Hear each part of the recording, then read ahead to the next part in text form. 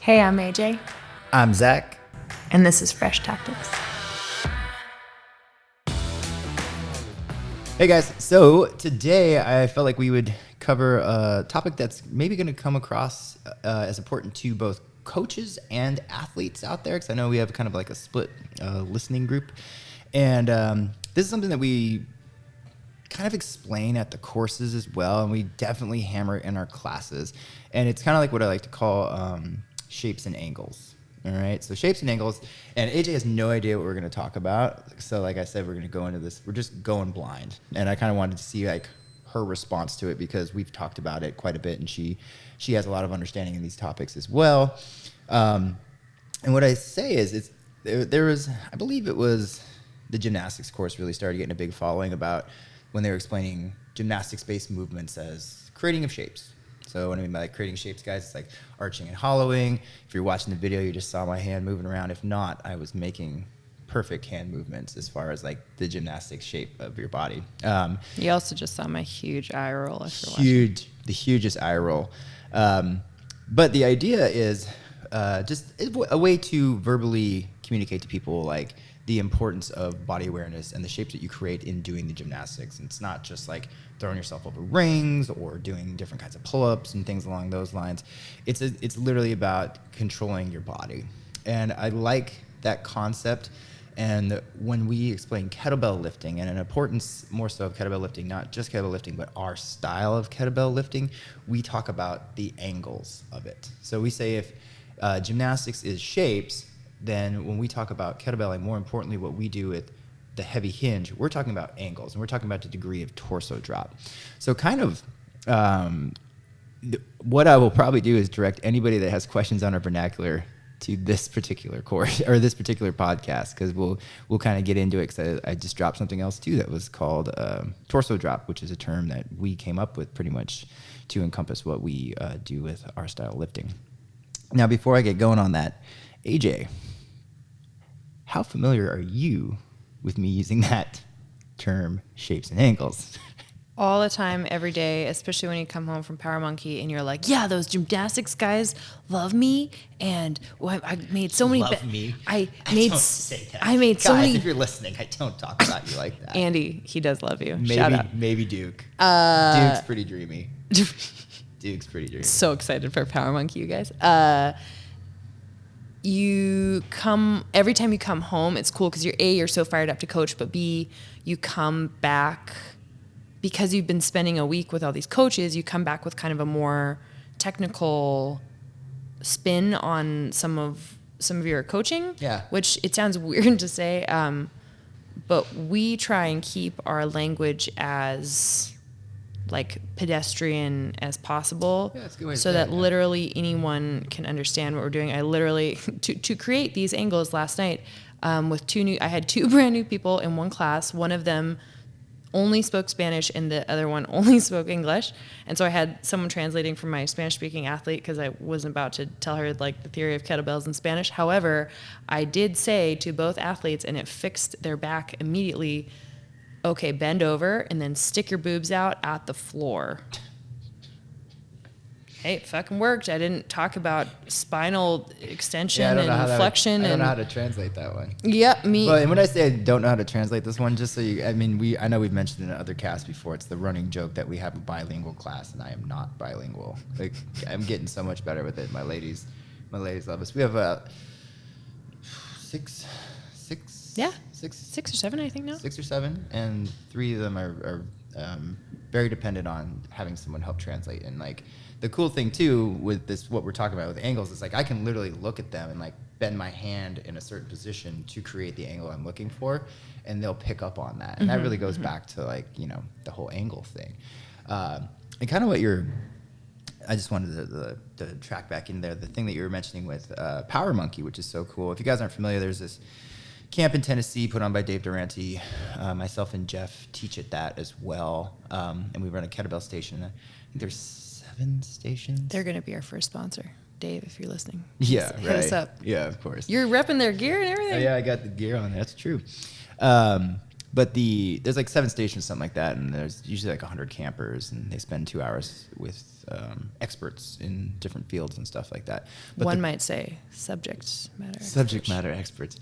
But the cool thing about it is the fluidity of everything. Like, we can all reference out movements, because we've all been through each other's stations anyways, but we can reference out like how the hands move, in the muscle up, and how you transition on your rings, and how it's very similar to hand insertion with a kettlebell. Or like, we'll set them up, because they have, if they're going in one order, they'll hit us first, and then they go see my boy Mike Cerberus next for snatching, and he's like, it's great because then they're all set up in the hinge, and they have this like posterior awareness and how to get their hips back and stuff like that. So there is this continuity of everything where we all can kind of help each other out, even though you're like, yeah, here's the barbell, and then like, here's something from rowing, and this is what we'd like to see from it. And the cool thing about it is, because when we preach about kettlebell lifting, with like, especially with the RX method, it's that we want to see strength and skill transfer.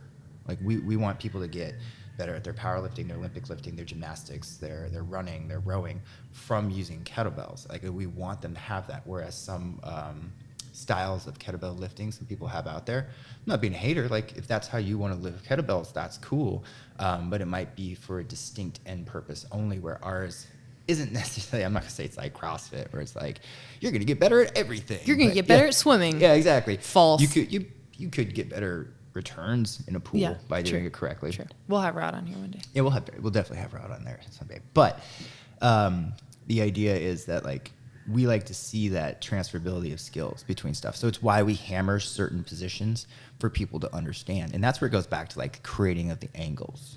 All right. So if I could put this in a super nerdy way for all you. Please do. Put your glasses on. Just Oh my, don't make that snorting noise. Kevin, edit that out. Kevin, you can actually put the real snort over my fake snort, and you can see if you can tell the difference. Stop it. I do snort when I laugh. It's because I have a sinus problem. It's a diagnosed medical issue. Just like my bad handwritings from nerve damage. No, never mind. I'm not talking with you about this. The nerdy thing I was going to say is I push up my imaginary glasses. I should get my real glasses on for the next video.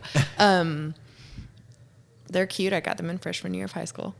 That's that immigrant mentality. You've had the same glasses since freshman year of high school? Optometry is expensive. It's not free in Canada like all our other medical services. If you break your arm, great. If you buy new glasses, $500, please. I find it funny that you won't throw food out. You literally ate week-old meatloaf yesterday. Yeah, it was delicious. Yes. I'm not sick. Maybe that's why I'm feeling so sluggish today, that's why actually. you're sluggish today. I'm not sick at all. Like, but like if I keep a T-shirt for a couple years. A couple years. Okay, Zach, that was literally half your lifetime ago. You got that Catholic Kennedy Catholic High School wrestling T-shirt when you were 17, and that actually in 1 month that will have been 18 years ago. So you've actually had it for more than half of your life. Hey, go Gross. Lancers. Gross. Go Lancers. All right. So. Okay, so what I was trying to say before this whole nerd thing kicked off is that it's akin to if you're learning a language. Zach is taking all the people at the camp and teaching them grammar, for the basics of grammar and his language, quote unquote, of kettlebells before gymnastics and weightlifting get to teach their language. So they're stoked. I don't know if you guys have ever been in school and, had your French teacher or whatever been pissed that your English teacher hasn't taught you any grammar. They just made you read stupid books like The Outsiders. Whoa. I liked that book. Let's not get sidetracked. Stay golden, pony boy. This is a topic for another podcast. Okay, stupid books like The Odyssey. That's less debatable. Let's just keep this going. But they didn't teach you grammar, and then so your French teacher has to teach you grammar and then teach you French. Zach's doing the hard work. I'm not saying your job's harder than anyone else's, but Zach's doing the hard work of teaching people this like grammar of physical literacy, and then all the other coaches are fucking stoked because then they can just focus on their specific sport. Yeah, that's actually a cool way to kind of look at it, and a big part of what we do is educate people. Like, it's not just people coming to our courses or when they work with me in like a mentoring role as a coach or something like that, I'm not just trying to teach them how to lift a kettlebell. I can teach fucking if I ever get a chance to work with a chimpanzee, I will teach that fucking chimp how to swing the shit out of a kettlebell. I'm telling you right now, I will crush it. I will totally crush it. I was gonna say dolphins are smarter, but I also feel like that's gonna be a much harder job. Dolphins don't have arms. How are they? Yeah, how are the dolphins? How are the dolphins? You can't see, but Kevin's doing a little flapping motion. I was trying to hold it together. I saw it. I was like, dolphins can't. My lips are sealed. My lips are sealed. Yeah, in the little like bio for this, it'll be like, we break down the grammar of everything and find out that dolphins can't swing kettlebells. Today on Fresh Tactics. But yeah, I could pretty much teach anybody how to lift. And that's a good point. Is you take in the full day immersion course, you take over an hour to talk about how to swing. You don't do that in classes. For people who aren't going to teach other people how to swing, you can do it in 5 minutes. I've actually seen you teach someone in 5 minutes that I was like, I don't know if they're going to be swinging this month, never mind today. And then you're fine with it. You just knock it out of the park. Well, and that's why when we teach the courses, like the trying to get people to understand the physical literacy of things and how to actually get people moving the way they want them to get moving is the big thing. So when we go back to that, like shapes and angles, like most people in the CrossFit world setting understand how difficult it is to teach gymnastics. I could tell people like, hey, like Olympic lifting, they're like, that's so difficult to teach, but you get somebody doing it, and like maybe they have mobility issues or something along that lines, but proper gymnastics is a really difficult thing. Because it means that people need to be aware of their own body, which they're not always. Well, and that's the thing about it. We're making a little note here real quick on something that I'm going to bring up here in a minute. But the difficulty with, the gymnastic stuff is it's not just the fact that like maybe it's poor mobility or anything along those lines. They literally just might not have the strength or the body awareness or the idea of like what they're trying to do, or they think they're doing it. And that's the hardest is when people think they're doing it right. Oh yeah, well, and you got to video them and be like, "This is what you look like." Well, and like let's throw the bullshit flag on the snob award for fucking Olympic lifters and kettlebell. No, and kettlebell lifters. Oh yeah, love to talk shit about people. I'm like, okay, guys, we're a fringe thing a lot of the time too. Let's alienate people trying to get into it because, whatever. And I think for some people, it's the fear of the bigger fish getting into the pond, and they're just gonna wreck shop. Don't worry, kettlebell lifters. Yeah. No one's gonna come and do your sport. You know why? Because it's miserable. It's miserable, and if you don't make it welcoming, then no one's gonna want to do it. But more so, what I'm talking about too with that is Olympic lifters and kettlebell lifters too. And this could be like any kind of kettlebell lifter. I'm not saying sport lifting alone. It could be anything. Love to look at, we'll say CrossFitters too, and just be like, God, they're doing it wrong. And don't get me wrong, guys. I beat my fucking head against the wall. I just was watching a highlight from the French Throwdown going on, and they had like kettlebell thrusters in it, and I was hoping to find a picture for RX or a video clip, and I was like, I just can't post this shit because they're on their shoulders. It's bad. There's broken wrists. Like, if you don't know what I mean by broken wrists, guys, it means their hands are turned out in a bad way. They didn't actually literally break their wrists. Yeah, but people are like, that's horrible, and I'm like, I get it, but we need to try and educate people correctly. Now, the only reason that we're kind of getting in this weird tangent about this is the fact that gymnasts, I mean, I'm sure they're out there, but I haven't met them. Gymnasts don't shit on people for like CrossFitting. I've never thought about it that way, but that is so true. They haven't. Like, I don't see them being like, oh my God, don't ever do a toe to bar again. Everything you're doing is wrong and you suck and stay out of it. This is number one bullshit. Yeah, number one bullshit. All right. And they're like, nobody's, and I'm sure there are people out there that do it, but it's not a big vocalized group. For the most part, most people I know that have gymnastics experience or are gymnasts or were gymnasts, either at a lower level or a higher level, love to help people with their shit. They love to. And people, they respond well to it. And it's not that it's like, oh yeah, that dude, like that muscle up was horrendous. It's usually the CrossFit community that's going to jump on somebody else and be like, why would you even celebrate that muscle up? And I'm with them on that. But it's usually not the gym. The gym is like, I think I can help that person. Yeah. And that's a big thing. All right. Now, why that's important is because with building this physical literacy, the thing I like about kettlebells is I think I can fix people. I know I can fix them. I'm like, I can get in there and I can get them to understand what we're trying to do, and they can do it. And like I said, we made the joke about the chimpanzee, and I can get anybody swinging and I can get anybody doing the lifts. But just because they're doing the lifts, do they understand how to reconvey that to someone else? And so even if you're not super excited about doing the perfect swing or the perfect kettlebell thruster, it's going to help all of your athletics because you understand how to move both an external object with your body and your body itself better. Yeah. Well, and the other thing about it, and this is actually, I don't know if we referenced this on the cast before. If we have, and this is like something you guys have already heard, then whatever. Press the 30-second forward button. 30-second forward button. I don't think we have. This might have just been like a private conversation you and I had. We talk a lot in the car, guys. Going to lunch. Always got to talk about work and about movement.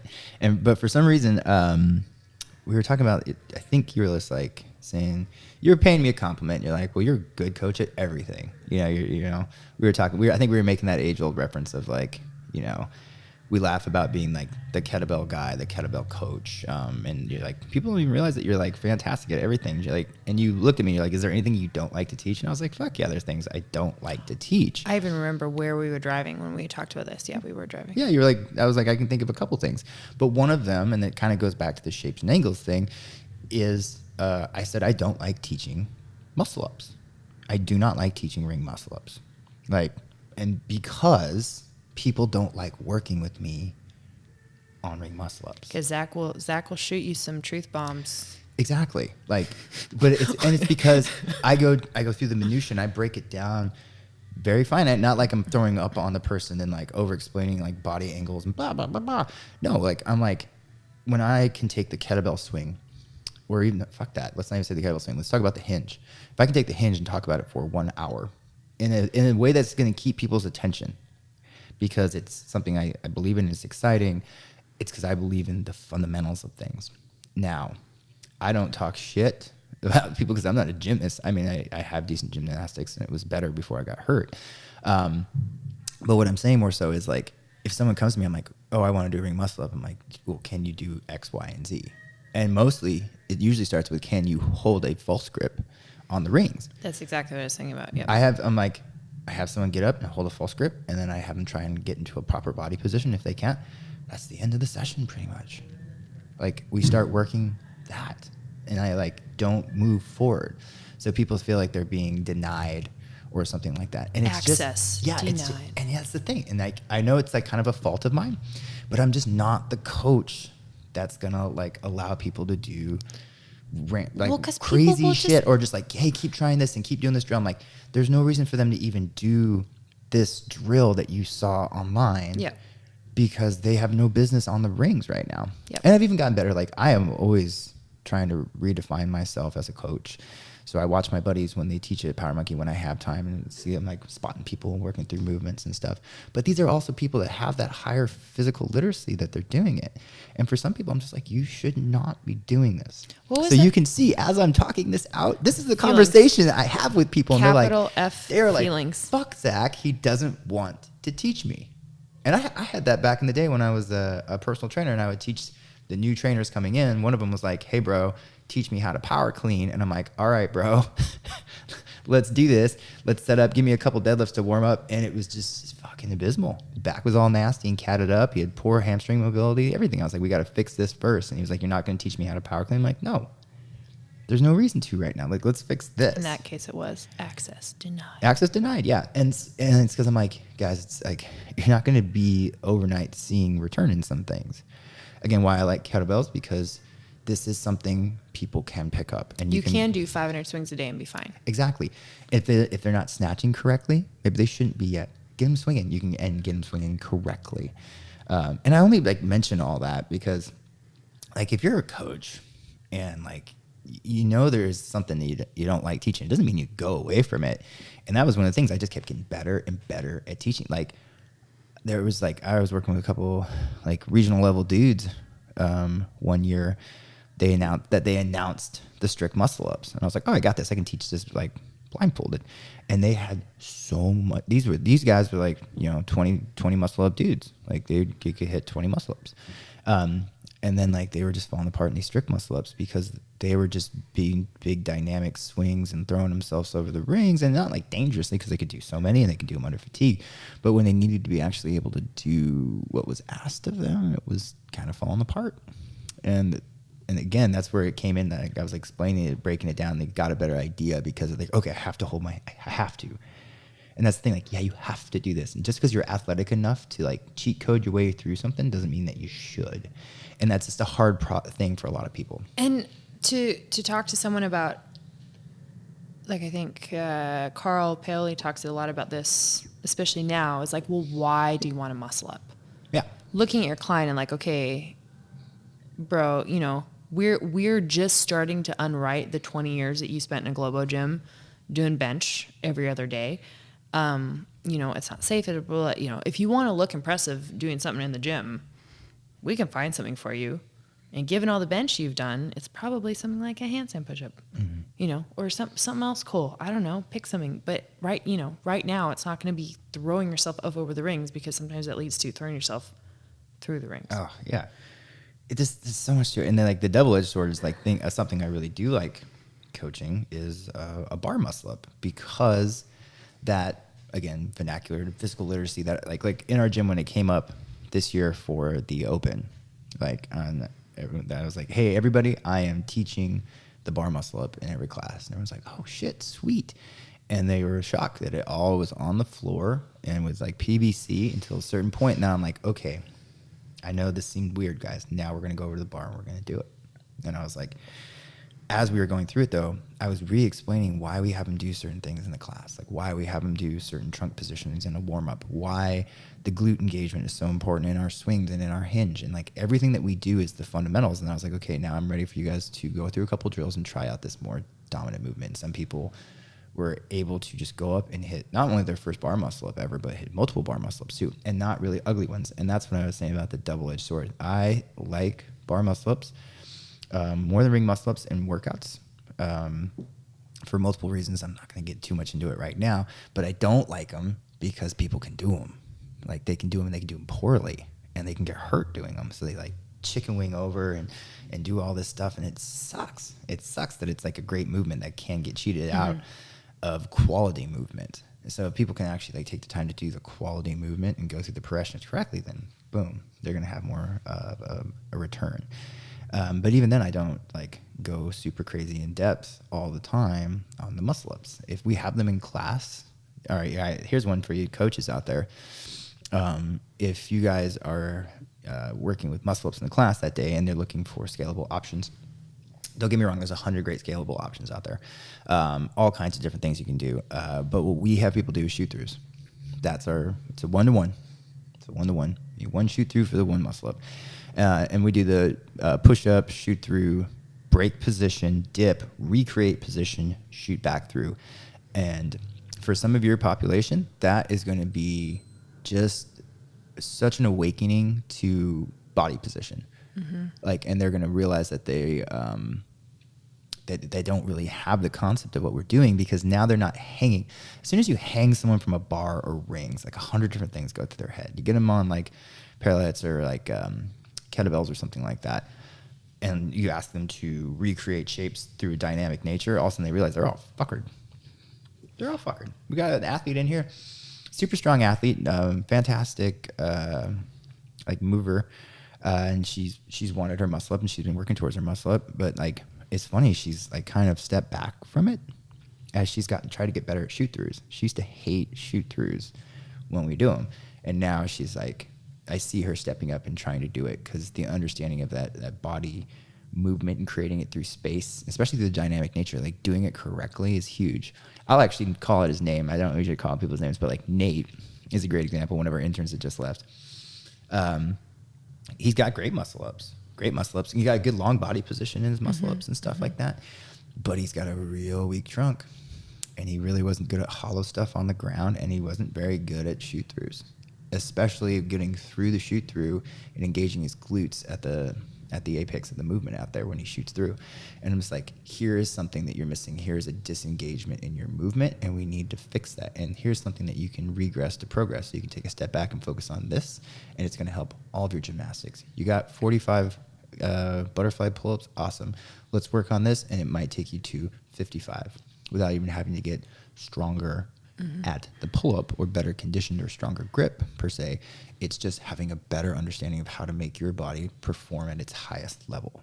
Well, and that's the tough thing about working with usually young, but strong dudes, is that often they can get themselves up over the bar, up over the rings, and they're the first ones to be like, oh yeah, I got this mid-workout, but it's not they're not creating the shapes. They're just using that momentum to their benefit. Well, and a great example of that is like people who are amazingly athletic, have no idea what's going on with their body. My brother was in yesterday with his son. So my nephew, and he had a friend with him. They're both fantastic football players. And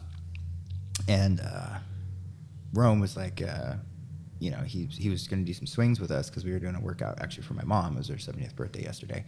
And I was showing him how to do it, and like he was kind of getting the concept of the swing, but he wouldn't lock his legs out on top. I'm like, hey man, you gotta do this. Like he couldn't get the concept of squeezing his glutes and his quads correctly to lock out.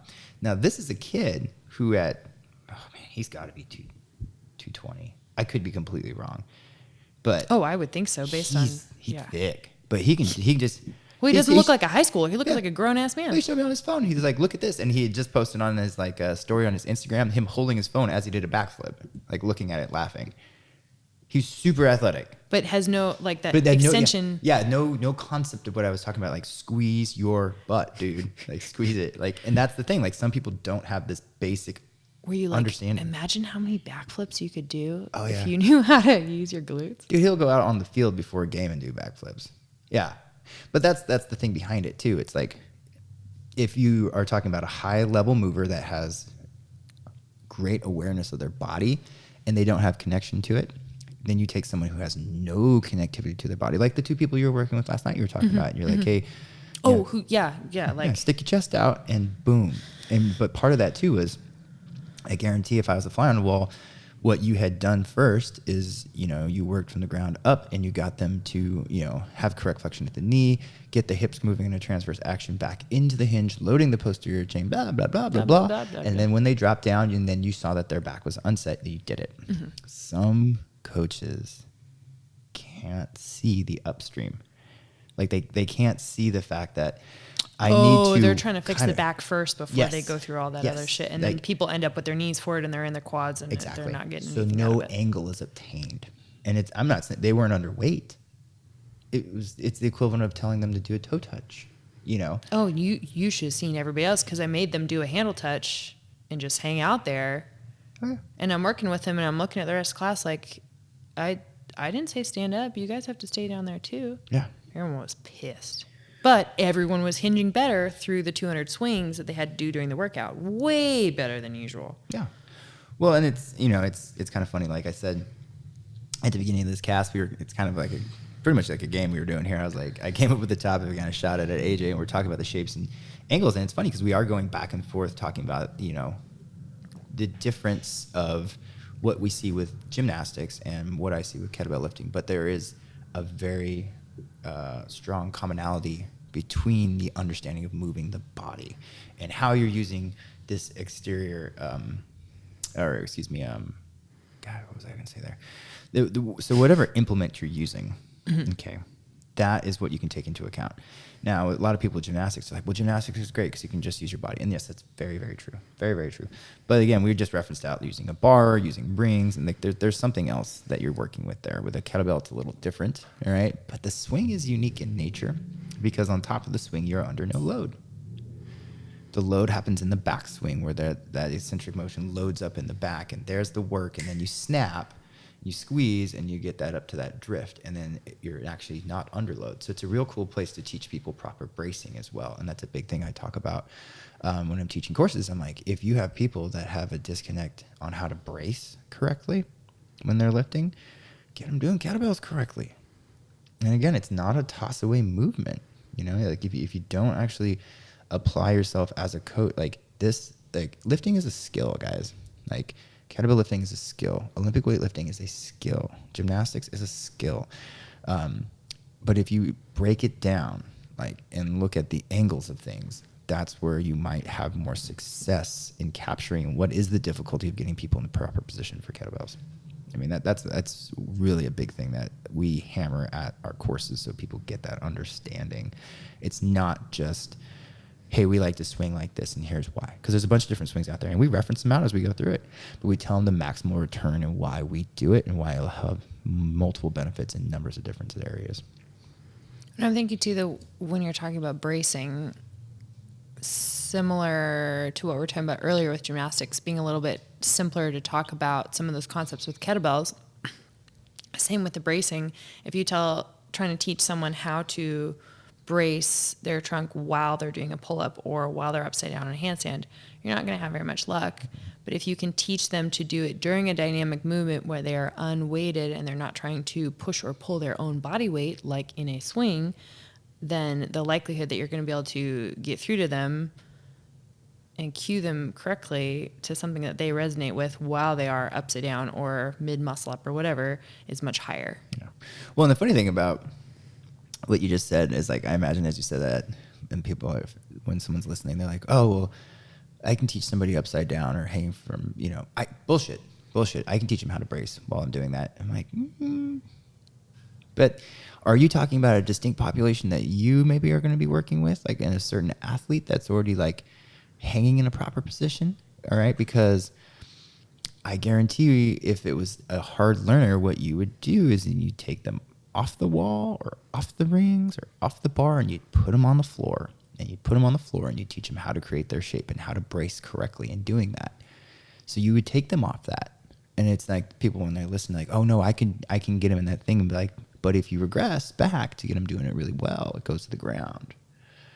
Now, the cool thing with bells is once you have them in that hinging position and you got them moving correctly, because like when we teach the courses, I'm like, hey guys, don't worry about your arms right now. Don't worry about this. Don't worry about that. We're working, like, I want your hips moving correctly. Okay, our hips are moving correctly. Now we'll talk about blank. But the bracing that happens up top is so it's so important, because it does have that just transferability between everything we do, and it should make everything else that you have that much easier. And That's so funny. I said that whole speech in Spanish last night. Yeah. Well, and I cannot. But the funny thing behind that is, like when I think this last course I taught in Italy, I think that was, I'm somewhere in the 40 plus range for international courses. And I'm like at 100 something for courses in my life. Bro. Yeah. A lot. That's 10,000 hours we're talking about. Yeah. And when I'm talking, I'm like, this is like people who are coming to learn how to do kettlebells. And they're coaches and they're athletes and they're good movers. But the people in my gym that I have regular contact with and haven't been through like the hour-long me explaining like why something is important, they have such good understanding of mechanics. It's so good. Like maybe you would look at some of them and be like, well, why doesn't this one guy have a muscle up? I'm like, because we deemed it unimportant. But if I ask, we're going to call him Bob. If I ask Bob to hang from a bar and go through a perfect arch hollow and demonstrate the movement and connectivity and proper lat activation and when to have control of his shoulders, he's going to do it better than I'll probably say 70% of athletes you can pull out of other gyms that have muscle ups. I will say that without a doubt. I will say he has better body control of the gymnastics. And that's the path that he's on. And I have that with my athletes because they have an understanding of the kettlebell lifting. And the other thing too is that if one day Bob wakes up and he's hey, there's this girl. I want to impress her. I want to get a muscle up. We could get him doing that in like 20 minutes. Oh yeah. Yeah. But it's been deemed unimportant. Yeah. What's cooler than a muscle up? Pressing double 88s. Whew, you got a little tracheotomy going on right now? Yeah, and like it's not saying that like excuse me, that you guys won't want to do a muscle up. You can do a muscle up. We can get people doing the muscle ups, but like we're talking about, and we're going to re-reference Bob here again. Bob been training for like 5-6 years. Bob's just like, I love training. I love coming in and banging it out. I love being safe. I love, everything about what we're doing here. And if we worked hard towards it, that would be his obtainable goal. And the reason that I know, and if you're watching this video, you saw my face, but if you're just listening to the cast, when AJ's like, yeah, we get him going, I just 100% shook my head, and I was just like, yes, yeah. And with 100% faith that the person that has the proper understandings of the fundamentals is going to have the better chance of doing it, but they're also going to have better control of their body and everything that they do. It's just like when we talk about barbell cycling, like every CrossFitter wants to be good at barbell cycling. They want to look like, Matt Frazier or somebody like Rich that. Froning. Yeah, Rich Froning. He has really good barbell. He does. He does. It is pretty fantastic. And a lot of my athletes, like we don't do some of the more traditional, like we do a lot of kettlebells. We don't do some of the traditional real high rep Olympic cycling with the barbell. But when we do, like I'm just like, hey guys, they knock it out of the park. Oh yeah, we're like a couple little tricks, like little review in class. I'm like, do this, do that, just very similar to like how we deflect in our American swing and our angle of this and that, and boom, they crush it. And it's because they have even my people who can't explain it and sit down on a podcast like this, like you, and like blindly go in and be like shapes and angles, understand shapes and angles. Yeah. And I would definitely we could like harp on this thing for an hour, guys, but I think that's probably enough. I think that's probably enough for today. And we didn't even get into all the vernacular, which is fine because, it's we got plenty of time. I'm deep like a well, man. I got all kinds of info for you. Zach, I can tell by your eyes you're an old soul. Yeah. I'll tell you that. One time a girl picked Zach up using that line. True story. It's a good line. I see why it works. But the thing is, coaches out there, do your athletes understand shapes and angles? Do you understand shapes and angles? And if you don't, like, spend a little time. Get your life together. Yeah. Well, like we joke and get our life together. Like we mentor coaches. That's what we do. And I'm not being a jerk when I tell you that. Like, you're not a bad person because you don't understand shapes and angles, but you should go out and learn it.